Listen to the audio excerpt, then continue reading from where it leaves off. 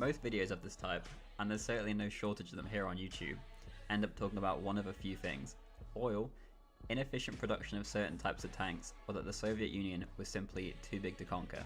People will talk for hours about why it all went wrong, and people react to videos of people talking about why it went wrong for hours, and sometimes people even react to videos of people reacting to videos of people talking about why it all went wrong. I think it was over much earlier than any of those videos suggest. Hitler never wanted war with Britain and France. He'd gambled his way this far and bloodlessly added Austria, Czechoslovakia and Memel to the Reich without too much of a bother. British public opinion, and even many in the government, publicly sympathised with Hitler and saw these as just causes. They were all, except for Bohemia and Moravia from Czechoslovakia, all ethnically German areas after all. So without comment, we present the story of Germany's march into Austria, across the bridge over the river Salza into Salzburg.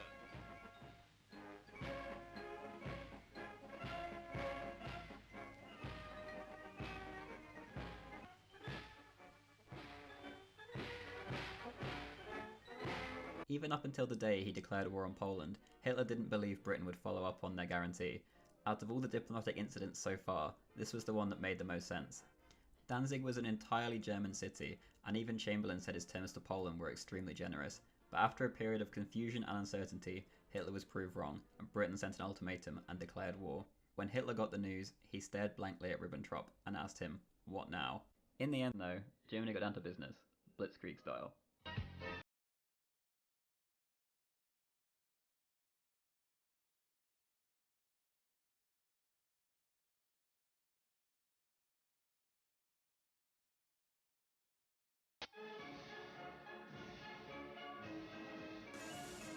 Germany was unprepared for war, and the French alone had more tanks than Germany, never mind Britain and France combined.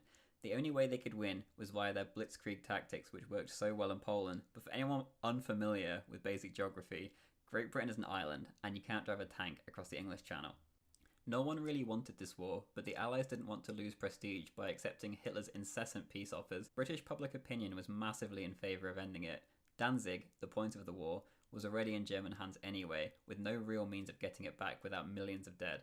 The phony war period lasted for 8 months and nothing really happened, until one man, who didn't care about the cost, stepped up to the plate. Winston Churchill had been living in shame for years since the First World War, where his Gallipoli adventure ended in over 300,000 British, French, Aussie and Kiwi casualties. During the interwar period, he fell into crippling debt.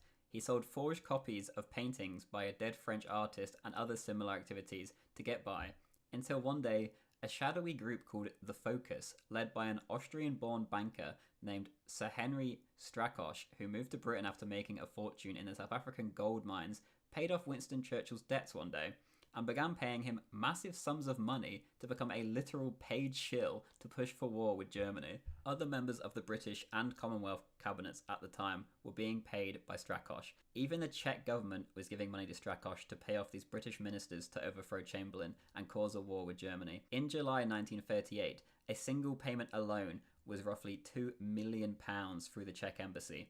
Hitler himself caught wind of the plan via Goering's wiretap agency and sent all the evidence to the British ambassador to show to Chamberlain. Churchill, First Lord of the Admiralty at the time, pushed the British government into an invasion of Norway to cut off Germany's steel supply, which came primarily from both Norway and Sweden. Hitler found out and beat them to the punch by one day. After this mess, Chamberlain was ousted from office, and the very man who pushed for the mess, Churchill, came into office. On the exact same day, Germany's patience had run out. Oh my god, bro. Oh, hell no, man. A favourite boomer myth that has stuck around since then is, lucky we stopped Hitler invading, or we'd all be speaking German. Operation Sea Lion was never a serious consideration for Hitler. It was never going to happen. If anything, it was more of a negotiation tactic. It would have been impossible to cross the British Channel. The difference in the size of their navies was simply too big. Even in the air, Germany never had control. The same goes for any crazy alt history where Germany invades America, like that one TV show. That's nearly impossible logistically in late-game Hearts of Iron, never mind in real life. It was never an option or even desired by Hitler. Sorry, Wolfenstein. Hitler wrote in Mein Kampf and spoke for hours in speeches about how much he loved the British and their empire, and it was his dream alliance. If only they'd make peace with him. The only way to end this war, which was all but over in his mind, was a peace with Britain. To him, it only made logical sense. The continuing refusals frequently drove him into uncontrolled rage. He offered the British to completely keep their empire, he would guarantee it, and if it was ever attacked, he would send divisions immediately to defend it. He was open to the idea of getting Germany's old colonies as perhaps the only thing they'd have to give up. All he wanted most of all was for Britain to stop the war and accept his position on the continent. But Chamberlain, never mind Churchill, refused to accept any of these. After all, what did Britain have to gain by continuing the war?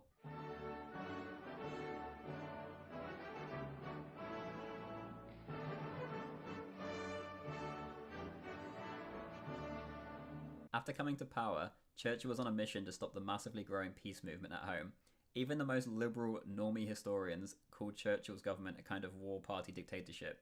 Less than 2 weeks after coming to power, he locked up the most prominent pro-peace advocate without trial, Oswald Mosley, and his wife, Churchill's own relative. She'd just given birth and had an 11-week-old son. Both her children were not allowed to join her in prison, and the Mosleys weren't released until Mosley became gravely ill 3 years later. Churchill could not accept peace. France was invaded the exact same day he became Prime Minister, and if he accepted defeat now, he would be blamed forever. He discovered a back-channel peace offer making progress through the British and German embassies in Washington, via a Quaker intermediary. He shut that down and banned access to the German ambassador. He needed to swing British public opinion to his side, and the only way to do this was if they joined the suffering of the war. Otherwise, it would all seem a world away across the channel, and eventually, his government will be brought down for the sake of peace. On the same day he snuffed out that peace deal, he summoned Air Chief Marshal Charles Portal, asking, when is the earliest a savage attack can be launched on Berlin? Up until now, there was an agreement between the two sides not to bomb population centres. The British had hit several major cities already with minor casualties, but Hitler stuck firmly to the agreement. He was disgusted by the thought of killing British civilians. I told him we will have the opportunity to attack London, and he said, stop it, stop it. I don't want to hear this. The whole attack on England is against my opinion, against my willing. I could stop it. The English population is of such high class, and they are so similar to the Germans that I hate to fight England. Portal warned Churchill against this, stating the obvious that if he began hitting the German capital, the Germans would stop going only for naval dockyards and airfields and reply by decimating British cities. 2 weeks later, Charles de Gaulle finds to his confusion Winston Churchill in his country home garden, shaking his fist at the sky, shouting, "Why won't you come?" Confused by this, he finally understood later. On the 24th of August, Churchill found his excuse. A German plane missed its target, an oil refinery, and hit London, killing some chickens and collapsing a few old buildings. No one was killed. At 9 a.m. the next morning, Churchill was already on the phone with Bomber Command in High Wycombe, demanding 100 bombers attack Berlin in response that same night. 30 got through and caused havoc in Berlin. Then he repeated this 6 or 7 times. Hitler refused to respond by hitting British cities. Eventually, Hitler felt he had no choice and replied by bombing cities too. Churchill had what he wanted. To stiffen morale and make it seem like Britain was fighting back, artillery and naval guns were installed around London and would fire at oncoming aircraft to give the appearance of defending the city. But in reality, it was known that these did not work. They were not anti-aircraft guns. The shells simply came back down to earth and exploded, and in the end, around half of the British civilian casualties were actually inflicted by their own side purely for appearance's sake. As a result, morale turned into the classic image of the Blitz myth. Everyone joined together to beat Hitler no matter the cost. The back and forth of unrestricted terror bombing had begun. There was no going back.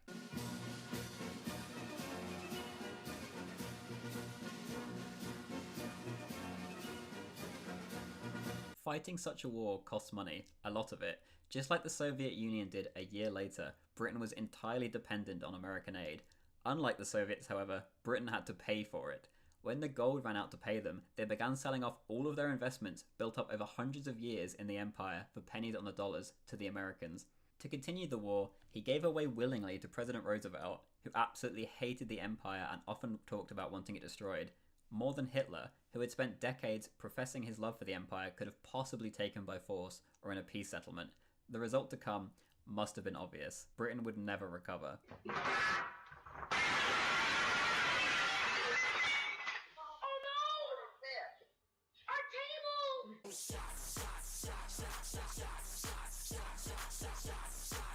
One thing to note about Churchill is while he was making all these decisions, he was drunk.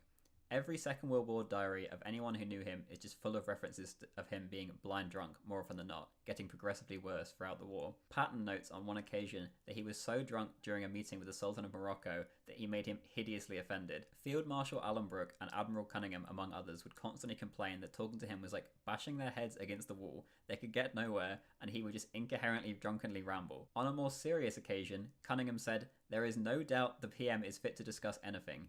Too tired and too much alcohol. He was in a terrible mood this evening, rude and sarcastic. Had a couple of blows with him about the Far East. The net result was that we sat from 10 p.m. until 1:45 a.m. listening to him talk mostly nonsense and got nowhere." That same day, July the 6th, 1944, a document was issued to the Chiefs of Staff ordering the dropping of poison gas and 2 million anthrax bombs on German towns and cities. The British tested a single one of these bombs on an abandoned Scottish island in 1942. The result was that it was uninhabitable until 1986, when it was decontaminated and a flock of sheep was placed there. Good job the Chiefs of Staff didn't go through with this order, otherwise there would be no Europe today.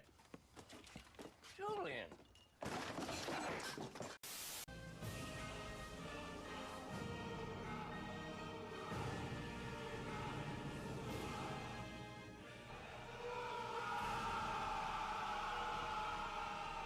How do you negotiate with a man whose entire reputation rests on not negotiating with you, is literally being paid a fortune by shadowy international groups to defeat you, is willing to blow up tens of thousands of his own people, give away absolutely all of his country's foreign investments to defeat you, and to top it off is a crippling alcoholic who's lost all touch with reality? It needs to be noted that in 1940, Hitler wasn't viewed as the psychopath he is today. Up until the terror bombing, the war had been fairly cordial between the two armies. As the war progressed, that's when things spiraled out of control. Who knows what tragedies could have been avoided by making peace when it was possible. So no matter how much Hitler wanted to, there was nothing he could do either to negotiate or defeat the British. If you took Egypt, or even all of Africa if you wanted to push things to the extremes of potential outcomes, nothing would be changed. Great Britain would still be standing, and there would be no surrender. The Americans joining the war was inevitable. Roosevelt was hell-bent on getting involved in whatever way he could, so peace was now or never. And now, it was never. For centuries, Germany's biggest fear has been a war on two fronts. Being in the middle of Central Europe has resulted in them being the filling in a war sandwich, and war with the Soviet Union was also one day inevitable. The two ideologies of the regimes were mortal enemies after all. The Soviets were growing in strength, and Hitler was left with a very small window to knock them out, no matter how unlikely, to avoid being encircled when the British and Americans inevitably came knocking. But this time, they would have all of Russia's rich resources, if they could pull it off. In reality though, it was never going to be a quick war, and the Soviets weren't going to be defeated fast enough to get out of this war alive. That's why I believe as of August 24th, when that bomb fell off target and hit London, it was all over there and then. With the public behind Churchill on the back of the Blitz propaganda, he was free to bomb and then later firebomb Germany into submission. Britain, mixed with the industrial strength of America and with the manpower of the Soviet Union, could never have ended any other way except with Germany in a pile of rubble. Even if they couldn't land on the beaches and regain a foothold immediately, German cities would have been bombed in an endless terror cycle. Their resources were almost endless. They fought as best they could. Making it to 1945 was a feat in itself, but it was always going to end one way. Churchill is revered as a national hero in Britain still to this day. The cracks are beginning to show, but I think enough time has passed now that we can honestly talk about him. No matter how much cope we throw at it, like Niall Ferguson's final quote from his book Empire, there was no need to destroy ourselves for that war. In 1939, the Hitler the world knew on the eve of war only had the Knight of the Long Knives to his name, his own men.